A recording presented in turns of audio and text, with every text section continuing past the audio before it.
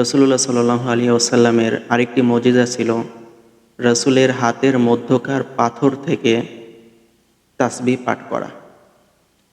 হযরত আবু যর রাদিয়াল্লাহু তাআলা আনহু বর্ণনা করেন, একদিন রাসূলুল্লাহ সাল্লাল্লাহু আলাইহি ওয়াসাল্লাম একাকী বসেছিলেন।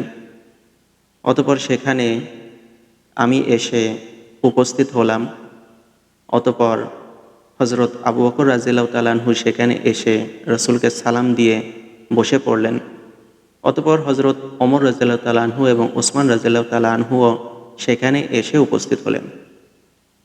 অতঃপর রাসূল সাল্লাল্লাহু আলাইহি ওয়াসাল্লাম আমাদের সকলের সামনে ৭টি পাথর হাতের মধ্য নিলেন এবং আমরা সকলে শুনতে পেলাম রাসূলুল্লাহ সাল্লাল্লাহু আলাইহি ওয়াসাল্লামের হাতের মধ্যকার ওই ৭টি পাথর থেকে সুবহানাল্লাহ তাসবিহ পাঠ করা।